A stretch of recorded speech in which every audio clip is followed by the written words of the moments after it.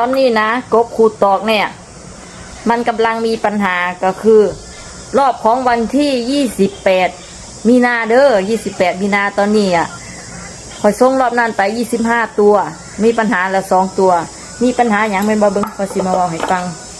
ปัญหาของมันก็คือนี่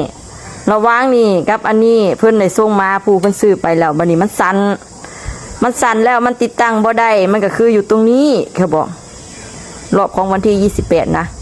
มันสิอยู่ตรงนี้แล้วมันติดตั้งบ่ได้มันติดกันนี่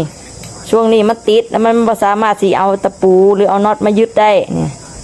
ครั้งนี้ก็สั่นแล้วว่ามันบ่แม่นแบบนี้มาที่นี่ของผู้ใดมีแบบนี้เป็นแบบนี้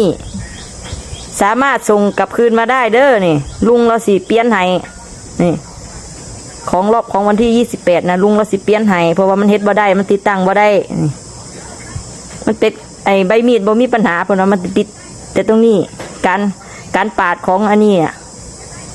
มันเรามาปาดอยู่มองนี่มันเลยสั่นมันเฮ็ดให้มันสั่น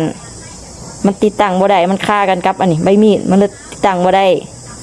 ถ้าผู้ใดเจอปัญหาแบบนี้ก็สามารถส่งกลับมาแล้วให้ลุงแกเปลี่ยนให้เด้อเรารับผิดชอบอยู่เราว่าเพราะว่าลุงเราบอกว่าเราลืมคิดเราเน้นแต่ใบมีดเราลืมคิดเราเป็นคนเฮ็ดแต่เราบ่แม่นคนแบบคนใส่งานนะก็อยากขอบคุณคนที่เพิ่นนั่นแนะนำมานั่นล่ะเพิ่นว่าถ้าบ่เว้าจังซี่ก็บ่ฮู้นี่ระหว่างช่วงนี้กับช่วงนี้น่ะมันบ่ได้นะนี่มันสิเป็นจังซี่เขาผู้ใดมีปัญหาแจ้งมาทักมาหายายเรนูได้เด้อเดี๋ยวจะให้ลุงทำการเปลี่ยนให้แต่ว่าเปลี่ยนกันยังบ่ได้ทันทีทันใดเด้อก็สิมีรอบๆของเพิ่นคือกัน